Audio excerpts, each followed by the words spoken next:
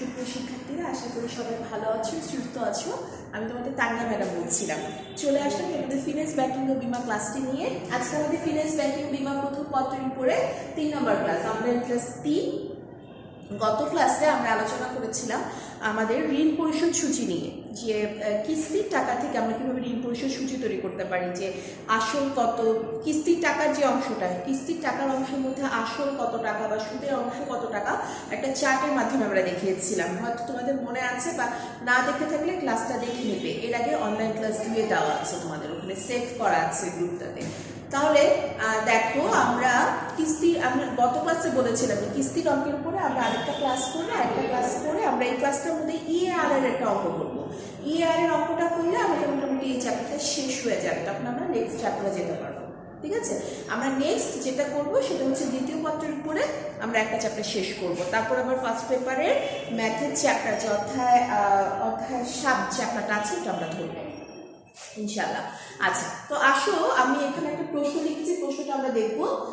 সমস্যা 2, জনাব আরিফ তার ব্যবসা সম্প্রসারণের জন্য DBBL এর ইলাস্ট্রেশন হচ্ছে Dutch Bangla bank limited. DBBL এর ইলাস্ট্রেশন হচ্ছে ডাচ বাংলা ব্যাংক লিমিটেড হতে 5 বছরের জন্য 15% হারে 5 বছরের জন্য 15% হারে 3,35,220 টাকা ঋণ নিয়েছেন। প্রত্যেক বছরের শেষে সমপরিমাণ কিস্তিতে ঋণ পরিশোধ করতে হবে। কয়েকটা জিনিস, সেটা হচ্ছে 5 বছরের জন্য নিয়েছেন, 15% হারে নিয়েছেন। হ্যাঁ, কত টাকা নিয়েছেন? 3,35,220 টাকা। এগুলো খুব গুরুত্বপূর্ণ জিনিস। তোমরা খাতার মধ্যে একটু প্রশ্নটা তুলে নিবে, তোমাদেরকে আমি সময় দিচ্ছি 2 মিনিট, খাতার মধ্যে প্রশ্নটা তুলে নাও।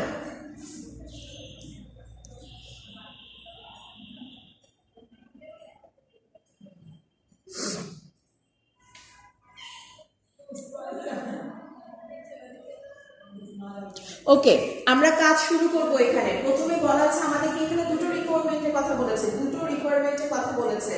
গ নাম্বারে কিস্তির পরিমাণ নির্ণয় করো। আমরা জানি কিস্তি আমরা ডিফাইন করতে পারি এ দ্বারা, অ্যানুইটি এ দ্বারা আমরা কিস্তিকে ডিফাইন করতে পারি। সেক্ষেত্রে কিস্তির মান নির্ণয় করা মানে আমাদেরকে এর মান নির্ণয় করা।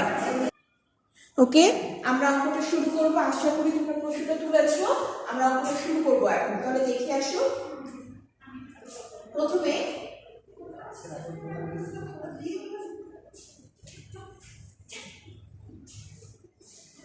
সমাধানের শুরুতেই গ নাম্বার রিকোয়ারমেন্টের উত্তর যখন আমরা করতে যাবো, আগে দেখবো আমাদের এখানে কি কি দেওয়া আছে। গ নাম্বার রিকোয়ারমেন্ট আমরা যখন করতে যাবো, তখন এখানে দেখবো আমাদের কি কি দেওয়া আছে।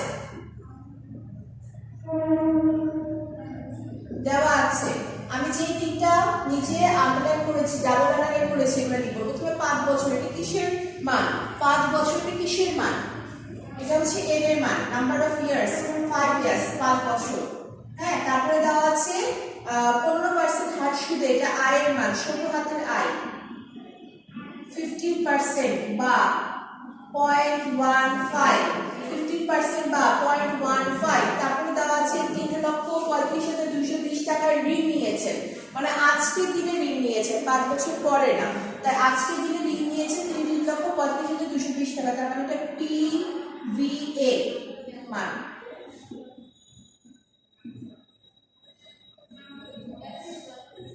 টাকা আমাদেরকে কি নির্ণয় করতে হবে? A এর মান। ওকে, তাহলে আসো আমরা সূত্র লিখি। আমরা জানি PVA equal to A into, সূত্র কিন্তু এতদিন মুখস্থ হয়ে যাওয়ার কথা তোমাদের, এটা উচিত। হ্যাঁ, 1 minus 1 divided by 1 plus I whole to the power n, নিচে হচ্ছে I। ওকে, যেহেতু এখানে আমাদেরকে PVA এর মান দেওয়া আছে, এর মানটা দেওয়া নেই, সেখানে আমরা বাদিয়ে কাজ করবো, মান বসাবো।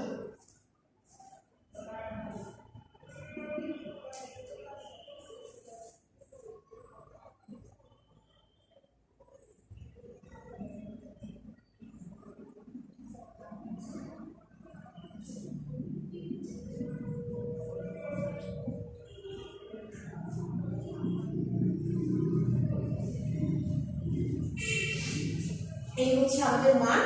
হ্যাঁ, তোমরা তোমরা একটু ক্যালকুলেট করো কত আসে মান দেখো।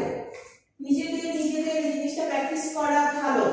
স্পেশালি তোমরা যদি ক্লাসে থাকতে আমি কিন্তু তোমাদেরকে দিয়ে করাতাম কাজগুলো। হ্যাঁ, আনফরচুনেটলি তোমাদেরকে আমি ক্লাসে পাচ্ছি না, এখন কি আর করার, বাসায় যতটুকু যেভাবে সম্ভব করতে হবে, কিছু করার নাই। তারপরেও তোমরা ক্যালকুলেশনটাতে যদি কোনো সমস্যা থাকে আমাকে জিজ্ঞেস করবে কমেন্ট বক্সে, ঠিক আছে?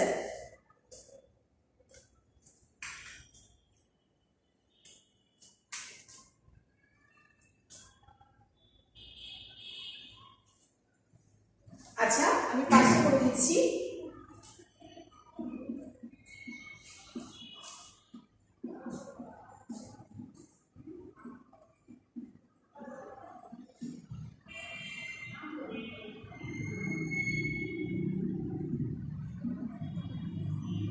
এরকম একটা মান আসতেছে 3.35522, 3.35522, সরি 35 আসছে, 355 না 3522, দশমিকের পরে 4 ঘর নিয়েছি, 3.3522। ওকে,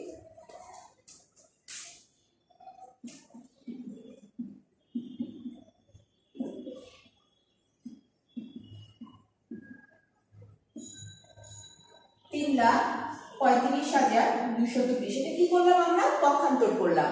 যেহেতু আমাদেরকে বাঁদিকে যে মানটা বের করতে হবে এর মান সেটা ডান দিকে আছে, ডান দিকে থাকলে তোমার মান বের করতে পারবো না, সেক্ষেত্রে এই পুরো সেটটাকে আমি বাঁদিকে নিয়ে আসলাম, এই পুরো সেটটাকে আমি ডান দিকে নিয়ে চলে গেলাম। হ্যাঁ, এখন যেহেতু এটা গুণ হিসাবে আছে এটাকে আমি ভাগ করে অপর প্রান্তে নিয়ে যাব, পক্ষান্তর করে নিয়ে যাব। 3,35,220, 3.3522। রেজাল্টটা দেখো কত আসে।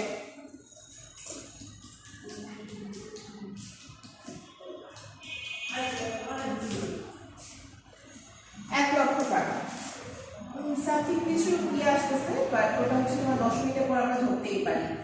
1 লাখ টাকা। তাহলে আমাদের কি হলো? আমাদের যে গ নাম্বার যেটা কিস্তির পরিমাণ নির্ণয়, এটা কিন্তু আমরা নির্ণয় করে ফেললাম। গ নাম্বারটা আমরা নির্ণয় করে ফেললাম, কিস্তির পরিমাণ নির্ণয় যেটা। ঠিক আছে, একটু 1 মিনিট সময় দিচ্ছি।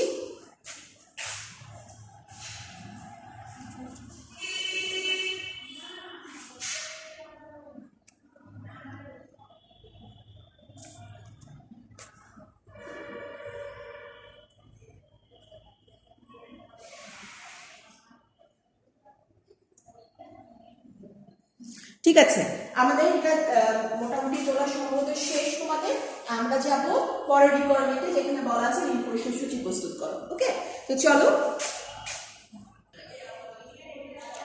ঠিক আছে, আমি মুছে দিলাম বোর্ডটা, আমরা চলে যাবো ঋণ পরিশোধ সূচি।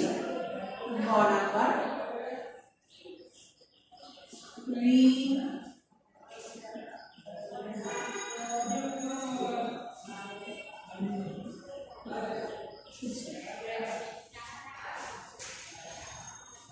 ঠিক আছে, এবার আমরা চারটা করে ফেলতেছি, গত ক্লাসের মতো চার করবো। হ্যাঁ, মনে আছে কার কার? খাতা করে ফেলো, চট জলদি খাতায় করো, যার যার মনে আছে তারা চট জলদি করো। আমি কি বলছিলাম, রো কয়টা হবে? আমাদের বছর অনুযায়ী রো হবে। বছর কত আছে? 5, তাহলে একটা নাম লেখার জন্য আর বাকি হচ্ছে 5টা বছরের জন্য 5টা রো হবে আমাদের 6টা। তাহলে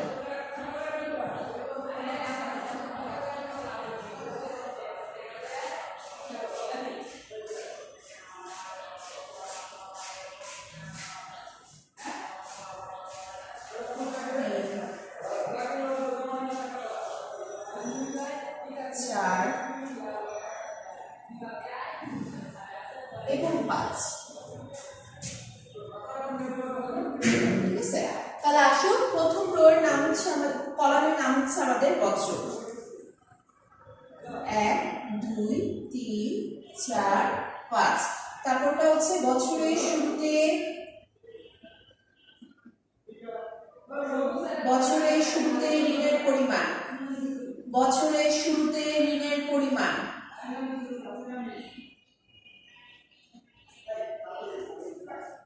ঠিক আছে, তারপরে কি? কিস্তি,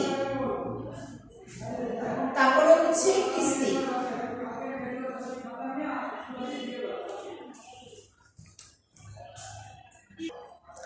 ওকে, তৃতীয় আমাদের কলামটার নাম হচ্ছে কিস্তি।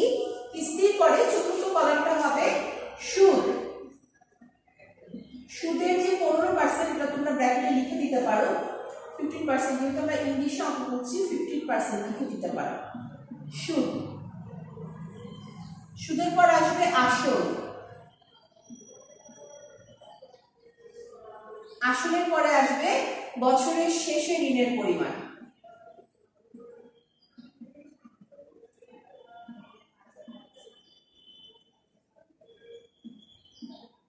বছরের শেষে ঋণের পরিমাণ।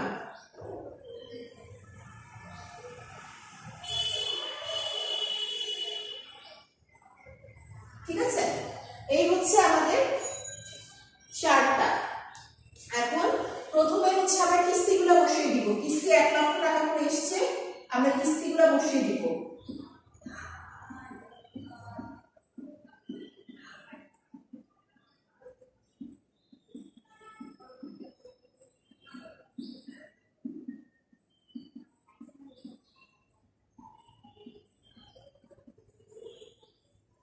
কিস্তি বসিয়ে দিলাম আমরা, সবগুলো কিস্তি সমান হবে।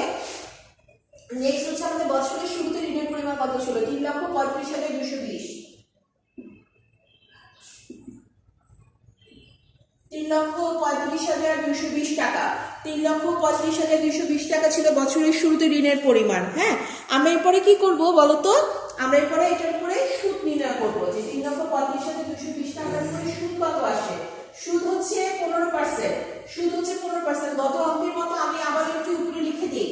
এটা 1, 2 নাম্বার ঘর কলাম, 3 নাম্বার কলাম, 4 নাম্বার কলামটা নির্ণয় করতে হবে 2 × 15%।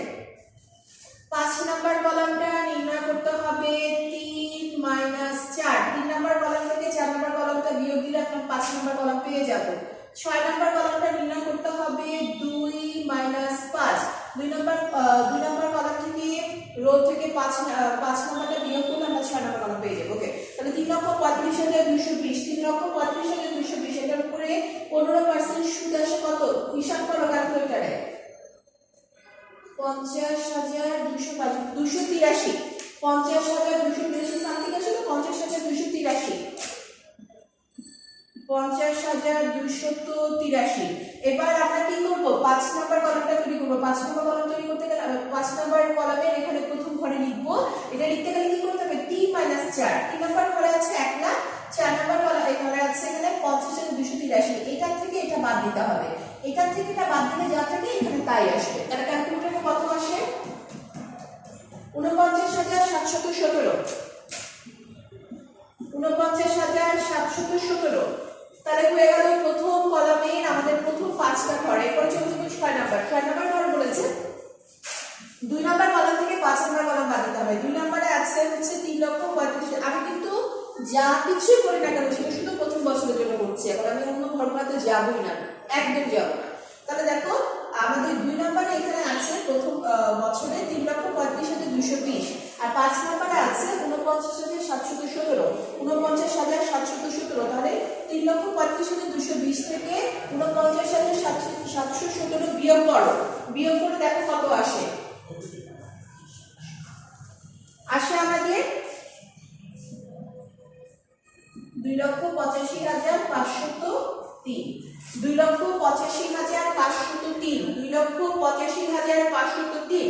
ঠিক আছে, আমি বলেছিলাম প্রথম বছরের শেষে যে ঋণের পরিমাণটা দ্বিতীয় বছরের শুরুতে ঋণের পরিমাণটা একই হবে।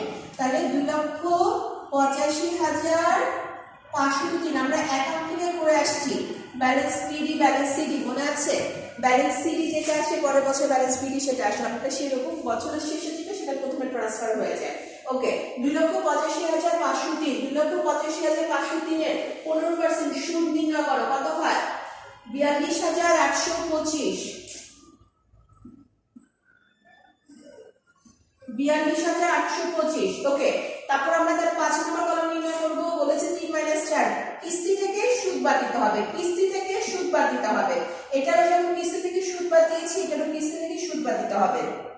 বিয়োগ করলে আসে 57,175। 57,175 175। এবার আমরা বছরের শেষে ঋণের পরিমাণ নির্ণয় করব কিভাবে?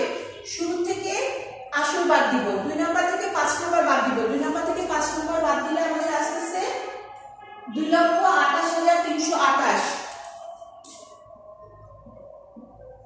2,28,328 সামথিং এরকম কিছু, 2,28,328। আচ্ছা তোমাদের না 2-4 টাকা বা 10-12 টাকা দিতে আসতে পারে, কারণ দশমিকের পরের ঘরের ধরার উপর ডিপেন্ড করে এটা অনেকটা। হ্যাঁ, তাহলে 2,28,328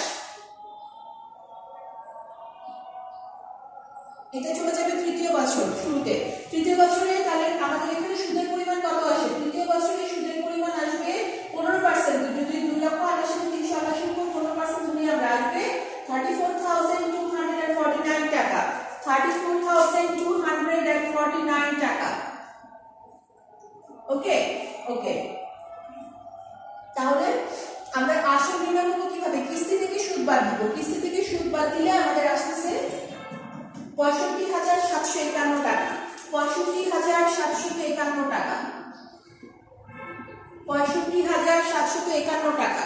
এবার আমরা কি করব? 65,751 টাকা আসছে। এখন আমরা বছরের শুরুতে যে ঋণের পরিমাণটা ছিল সেখান থেকে আমরা আমাদের এই কিস্তির আসলের পরিমাণটা বাদ দিব। আমাদের এই আসলের পরিমাণটা বাদ দিব, অর্থাৎ 2 নাম্বার থেকে 5 নাম্বারটা বাদ দিব। বাদ দিলে দাঁড়ায় আমাদের 1,62,577, 1,62,577। এটা চতুর্থ বছর চলে যাবে। এভাবে করে ফেলো তো, বাকি 2টা বছর করে ফেলো, দেখি কত আসে।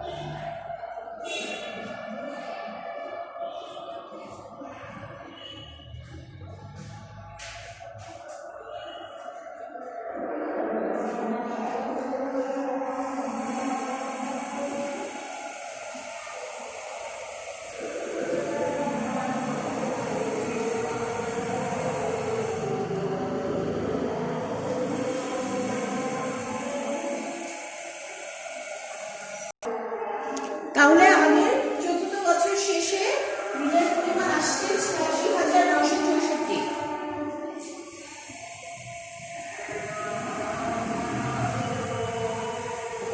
এটাকে আমরা একটা লিখবো না, 86,964 লিখবো, কারণ আমাদের আসলের পরিমাণ এটা। আমরা কিন্তু কিস্তি দিয়েছি 1 লাখ, কিন্তু আমাদের আসলের পরিমাণ এটা। এটা বাইরে বাকি যে টাকাটা সেটা হচ্ছে সুদ। তাহলে 86,964 এর উপরে 15% যোগ করলে কত হয়? 13,036।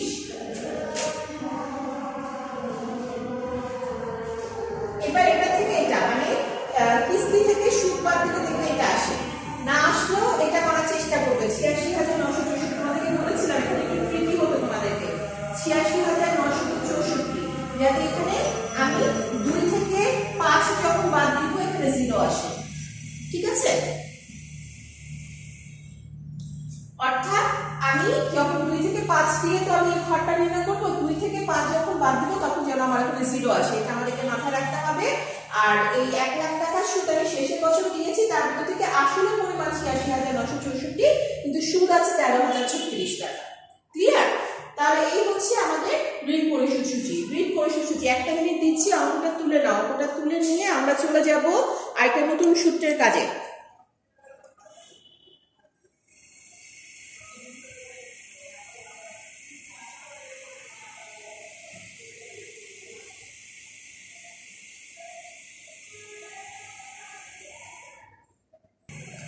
প্রিয় শিক্ষার্থীরা, তাহলে আমরা এখন পর্যন্ত এই চ্যাপ্টারে যেগুলো শিখলাম তার সাথে নতুন একটা হলো আমি একটু দেখাই। পিভি এর কাজ শিখেছি, এফবি নির্ণয় করতে শিখেছি, তারপরে হচ্ছে কি শিখেছি আমরা হচ্ছে তোমার অ্যানুইটির অঙ্ক করতে পারি। অ্যানুইটির অঙ্ক আমরা করতে পারি, যেটা পিভি এর মান নির্ণয় করতে পারা সেটা আমরা পারি। পিভি এর মান নির্ণয় করতে পারি, এফপি এর মান নির্ণয় করতে পারি, এটা হ্যাঁ। তারপরে আমরা এর মান নির্ণয় করতে পারি। তারপরে আমরা এখন শিখলাম ঋণ পরিশোধ সূচির মান আমরা বের করতে পারি বা ঋণ পরিশোধ সূচি আমরা বের করতে পারি। এছাড়াও আমরা আরেকটা কাজ শিখেছিলাম গত প্রথম টিউটোরিয়াল পরীক্ষার আগে, সেটা হচ্ছে আয়ের মান নির্ণয় করা, আয়ের মান নির্ণয় করতে পারি। এর পরবর্তী ক্লাসটা লং হয়ে যাবে অনেক শিখাতে গেলে। এর পরের ক্লাসে গেলে আমরা তিনটা জিনিস শিখবো, সেটা হচ্ছে রুলস 69, রুলস 72, EAR। এই কাজগুলো আমরা শিখবো। এগুলো আমরা শিখেছি। এখানে অলরেডি ছিল দুইটা